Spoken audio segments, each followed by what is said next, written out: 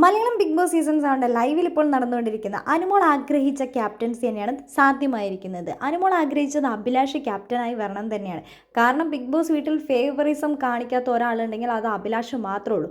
Team select ചെയ്തപ്പോഴും അഭിലാഷ് അതിനകത്ത് വ്യക്തമായി അത് കാണിക്കുകയും ചെയ്തു. വെസൽ ടീമിൽ വന്നിരിക്കുന്ന അനീഷ്, അതേപോലെ ജിസേൽ, അനുമോള്, ആദില ഇവരാണ് വെസൽ ടീമിൽ എത്തിയിരിക്കുന്നത്.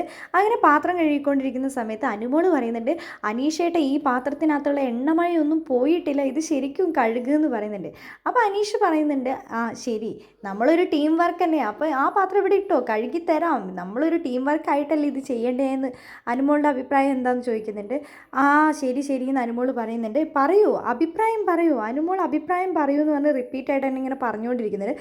ആ സമയത്ത് ലക്ഷ്മി പറയുന്നുണ്ട്, ഇങ്ങനെ റിപ്പീറ്റായിട്ട് ഓരോ കാര്യം ഇങ്ങനെ പറഞ്ഞുകൊണ്ടിരുന്നു കഴിഞ്ഞാൽ പണിയെടുക്കാൻ പറ്റില്ല അനീഷേട്ടാന്ന്.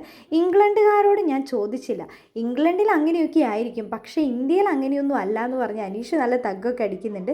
അനീഷേട്ടനും അതേപോലെ തന്നെ അനുമോളും ഇപ്പോൾ പാത്രം നല്ല സോപ്പിട്ട് രണ്ടുപേരും രണ്ട് സെക്ഷനായിട്ടാണ് കഴുകുന്നത്.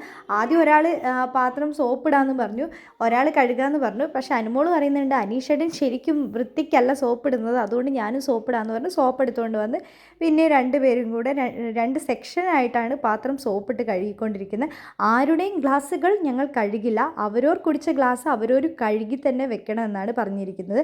അതേപോലെ അനീഷ് പറയുന്നുണ്ട്, ഞാൻ വന്നിട്ട് ഈ ബിഗ് ബോസ് വീട്ടിൽ മാത്രമാണ് ഇങ്ങനത്തെ ഒരു കാഴ്ച കണ്ടത്, സ്വന്തം കഴിച്ച പാത്രം കഴുകി വെക്കാത്ത ടീംസാണ് ഇവിടെ ഉള്ളത് പറയുന്നുണ്ട്.